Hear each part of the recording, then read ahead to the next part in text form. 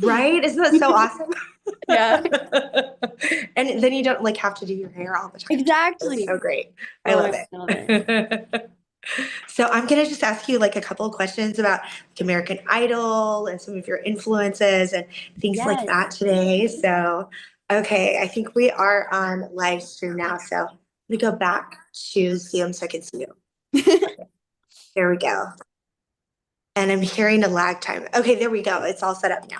Perfect. Okay, so we can get on to our interview. So if you are just joining us, I'm vocal coach Katie Starr, and I'm so honored and excited to have Olivia on with us today here for our live stream. She is one of the main contestants that was on season 22 of American Idol and really launched her music career this way. So we're so excited to have her here with us today. We're going to be talking about some of her experiences backstage and kind of where she's gone since then. So you can follow her and learn more about what she is all up to and everything. So thank you so much, Olivia, for being on today. And I thought we could start off with you just telling us a little bit about your journey and what made you want to audition for American Idol.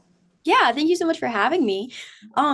So I actually never really considered doing the show, but I was posting a lot on my TikTok page all throughout high school. And as it started to gain more traction and stuff, I was getting a ton of like spam emails in my email of people saying they were with record labels, saying they were with companies. So I received an email from a woman who was claiming to be an American Idol like casting agent. So I was like, I don't really believe you. But I showed it to my family. I showed it to some people that I worked with, and I was like, "Do we think this is legit?" And they were like, "Yeah, it seems to check out," because she had a lot of information in the email. So I responded, and I was like, "Yeah, sure, I would like to audition, sure." And she sent me a Zoom link, and I did like 2 or 3 Zoom um auditions where I had to sing some songs for. There were more people as every round went on, some like producers and stuff. And then they told me that I was gonna go and fly out to Nashville to do my um Okay. main televised audition. Right, right. And then that must have been such an exciting experience too, to get televised auditions. How was that in Nashville? What was that like? Yeah, I mean, it was really exciting because I don't really travel a lot, because I'm still young, and it was my first ever time being on a plane, first ever time being filmed by like professional cameras and stuff. So Right.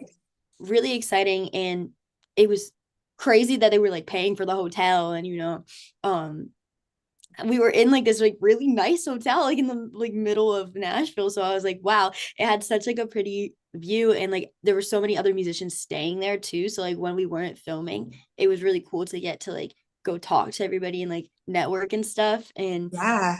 yeah, I felt like a big slumber party, Loki. And how old were you when that all happened? I was 16. I had just turned 16 like a Wow. week before my audition.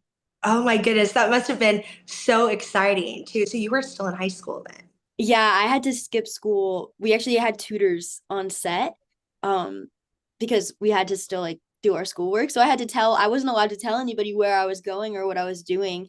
So I had to tell my teachers like, oh, I'm going to be filmed for a TV show and I'm going to be missing this much time and I need you to give me all my work in advance so I could do it with the tutors. And everybody was like, what are you doing?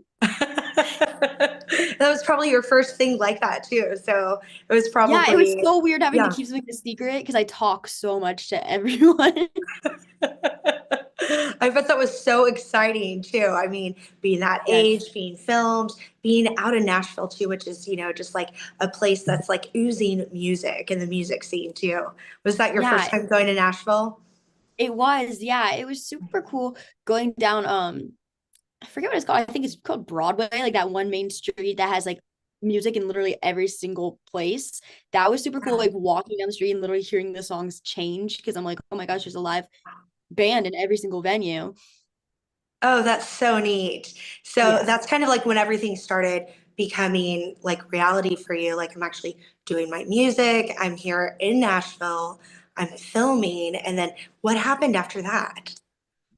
Well, it had like always really been something I felt called to do ever since I Yeah. was really little. So I kind of always have had this, I don't know how to explain it other than like kind of like out of body feeling that I was going to end up doing music, but I kind of just didn't think it was like gonna be in this way, and I didn't think it was actually gonna escalate for me because I was like a junior in high school already, and I was like planning to start going to like applying to college. So I kind of this was like the moment where I was like, okay, maybe I don't have to go that route. Maybe this can actually like become something bigger than what I think it is right now. Um and yeah, like from there it just gave me so much more confidence in myself as an artist, and also like my family became way more supportive. Not that they weren't, they've always been very supportive and paid for all my lessons and stuff, but my dad especially, he was like, okay, like I think it is actually a viable option for you to pursue this. Oh, that's so awesome. And this is kind of like, from what I can tell online, following you at least, like maybe something that launched your music career a little bit. Is that right? Yeah, I mean, it was one of the bigger things I've done. I'd definitely say also just TikTok. I've had a few like viral videos that have really helped me. And obviously that's how I got found for the show. Oh, So it right. definitely gives you a lot of credibility to be like, hey, I was on the show, by the way. It's something cool to, add to your resume. But I really feel like the show didn't make me as big as I thought it was going to. It was definitely cool for there was a couple like thousand more people that followed me, and people locally knew because like nothing ever happens in our town. So people were all like talking about it, and that was really cool. But yeah, I definitely didn't get everything out of it that I was expecting. So like it just kind of pushed me to be like, okay, there's way more that I want to achieve, and like I'm gonna have to figure out how to do it. Okay. Yeah. So, what an exciting time for you, though, too. I mean, to really see everything kind of coming into fruition with everything, getting that launching pad. And then also, I thought what was really neat about watching you on American Idol was seeing that you had such a powerful voice for your age. I think you were maybe like one of the youngest people on there, but you had this voice like an old soul, like you had been around and performing for like so many years, you know? And I'm just really curious, what are your musical influences and what's that look like? Yeah, oh, thank you so much. I get told that all the time. People are always like commenting on my videos, who hurt you? And like, what have you been through? Because they're like, you're so little. But I don't know. I really grew up listening to, I'd say like a lot of like the well-known powerhouses like Demi Lovato, Adele, Whitney Houston. I really looked up to like people who did these like big power ballads. And I always thought that was like the sickest thing ever when I was young. And when I started doing lessons, that was the kind of stuff that I would go in and be like, I want to learn this song today. Like I want to perform this song at the show. And ballad sing like became my big thing. And I always had this like darker tone to my voice. But I don't know, as I got older, my like main musical influences now, I'd more so say like Phineas and like Pearl Jam and Fleetwood Mac. And I'm kind of shifting more towards like, how would I even say it? I kind of like the whole like grungy kind of punk rock, like 90s thing is kind of Okay. more my style now. But definitely growing up, it was a lot of pop music in middle school, especially, and a lot of powerful ballads. Yeah, that makes a lot of sense. And then, like with your album now, are those some of the influences that give you your sound, or what's that like? Yeah, I mean, I'm still trying to figure out what like my sound as an artist is. Yeah. So the way I see it is I'm just gonna play around every song on the album. I want to have like a different style. I want to like play around. And the storyline of the album, if you listen front to back, it's very cohesive. It tells a story in a straight order. But if you listen to them all in a row, you're gonna be like, these shouldn't be on an album together, like sonically. But that's just because we're playing around and we're trying to find, what like my audience reacts best to. But I have been told a lot recently that people want to hear like grungy, like power songs from me. Like every time I perform Alanis Morissette out, people are like, "Wow, that's like exactly your voice type for this kind of thing." Like I get compared to Avril Lavigne a lot, and it's like I'm so for that. I was thinking that earlier when you first said punk rock, and I was like, I'm kind of getting the Avril Lavigne vibes Yes. just a little bit. So, that's so fun. I'm so interested with where you were saying it tells a story too. your whole album does. Is that like a personal story, or where did that come from? Yeah, so I've always really found it fascinating when people write like truthful music. Um, Yeah. so I was like, even if I'm doing like a little girly fun pop song, like I want it to I carry the most weight with lyrics in music. I don't really care if something sounds great. What I care is if I'm sitting there and I go, wow, like this was really well thought out and written well. That's Yeah. always what excites me the most.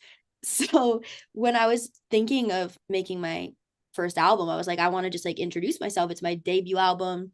I want everybody to kind of what I've been saying is if you listen to this album, you by the end of it, you're gonna like completely understand me as a person and like why I do what I do. Mm. Um, so yeah, it's called The Princess and the Freaks, and I kind of got the idea because I was thinking like, oh, what would be like a cool kind of girly but also a little edgy like concept for the album. And I've always Yeah. wanted to like do shows where I'm dressed up like as a princess. Because I just find dressing up so fun. It's my favorite part of like performing. Yes, I get that totally. So I was like, okay, guys, let's base it off of like the fairy tale, The Princess and the Pea, because like in that she's like being tested by other people. They're like, oh, are you like dainty enough to be a princess? You know, um, and it's kind of like I thought it was a really cool way to take inspiration from a story and find an aesthetic for the album, but also have it kind of relate to like what I'm saying in the songs because you know Wow. the concept of this that fairy tales like she's being tested and all the songs are about like all the ways I've been tested as a person like from when I was little up to now and it ranges anywhere from just like stupid typical teenage stuff to like relationships and heartbreak but also I go into like my family stuff and like you know, like my big fears and like kind of a little bit of like how I've been jaded by people in like the industry and stuff. So I'm trying not to be too specific because you want people to relate, but I Right. really think that if you listen to it, like it's very authentic to me as a person.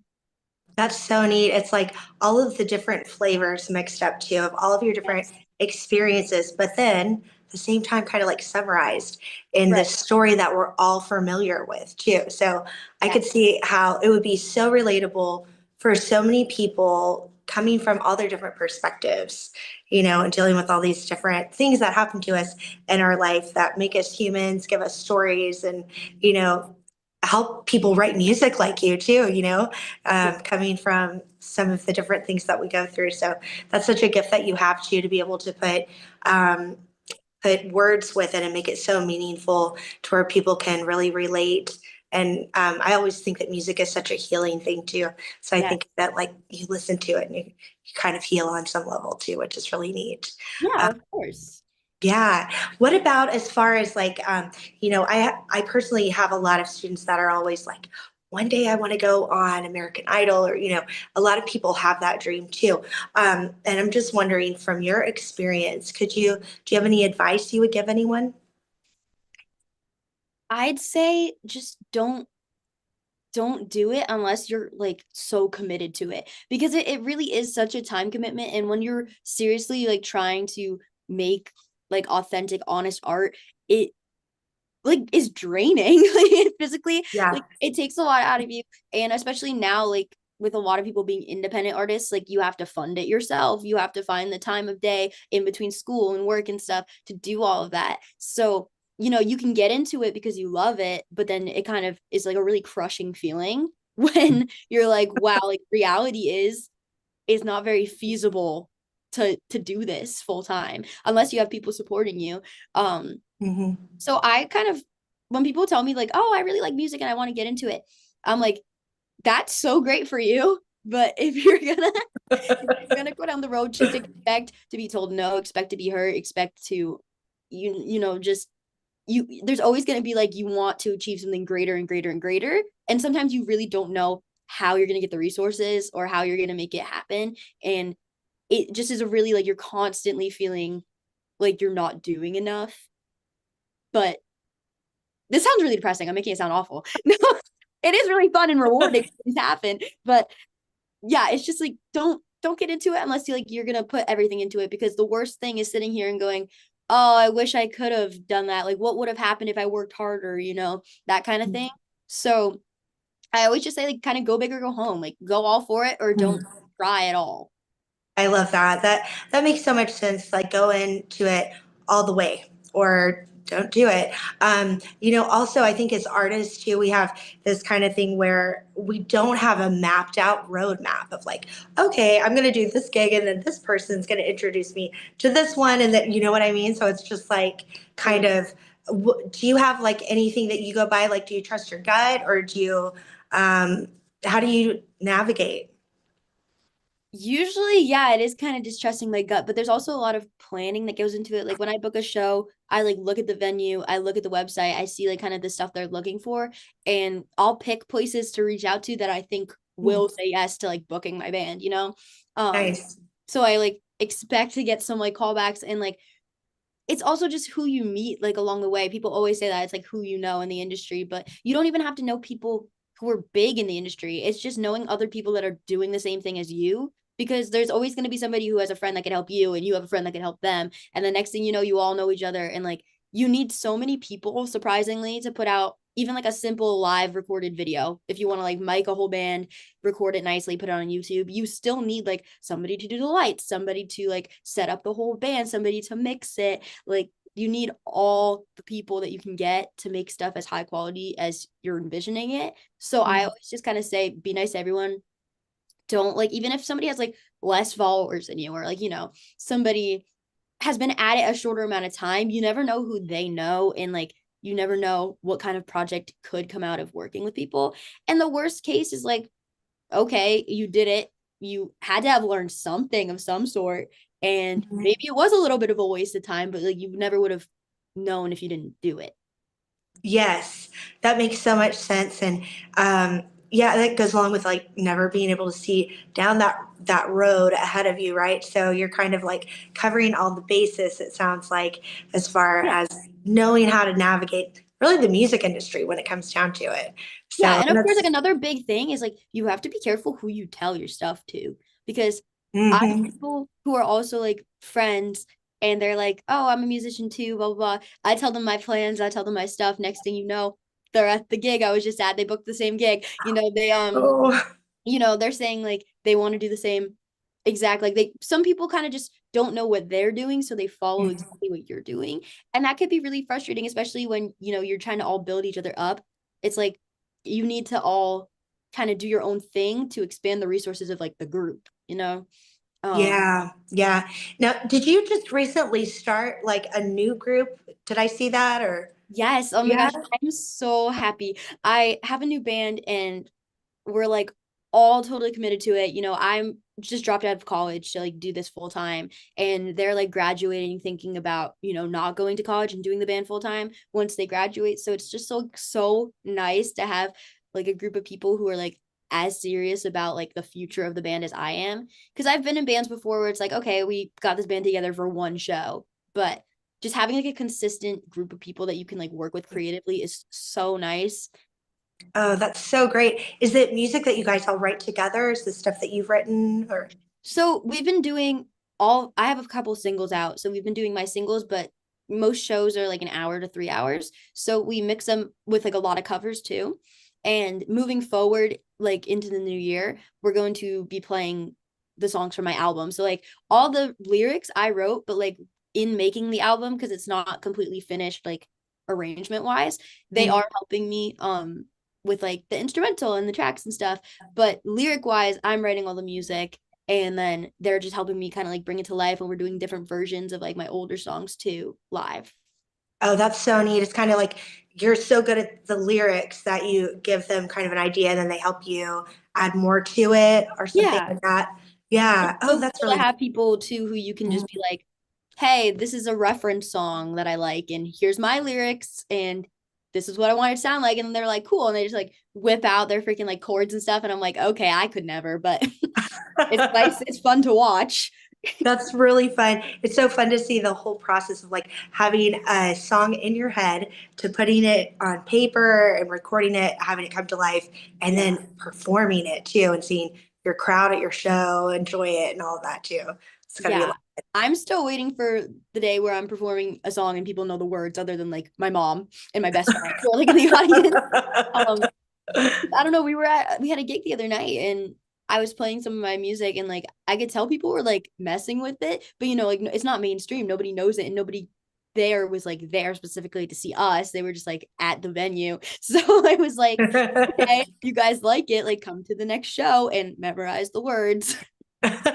This is so fun. So for anybody watching this right now, you're getting to see Olivia before her band blows up. Okay, so question for you.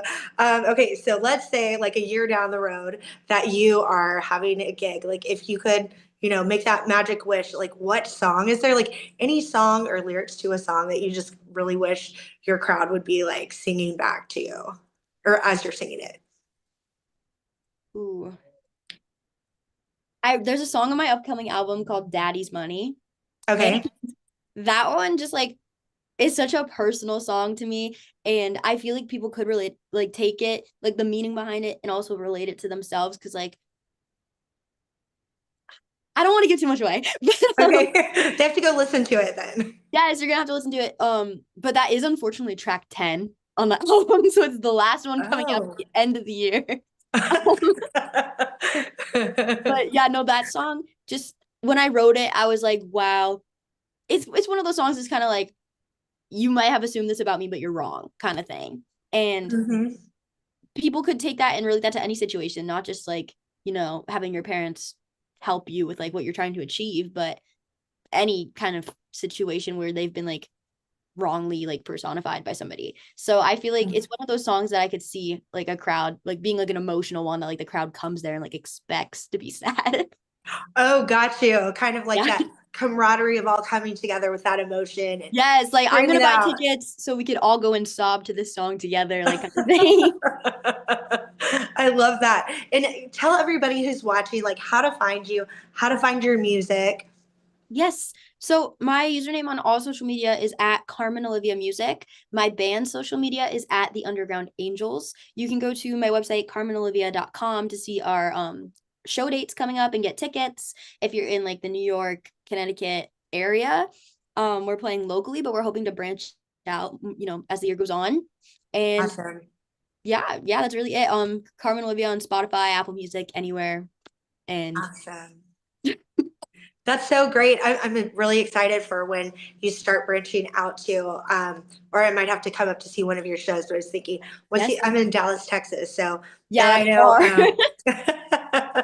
I know, I had a couple of students reach out to me. They're like, Carmen Olivia, like big fans and everything too. So you definitely have a big fan base down here for sure too. So it's That's just so a matter nice. of time you getting out there and getting around, and pretty soon we'll all be screaming your lyrics at your shows. So I'm super excited.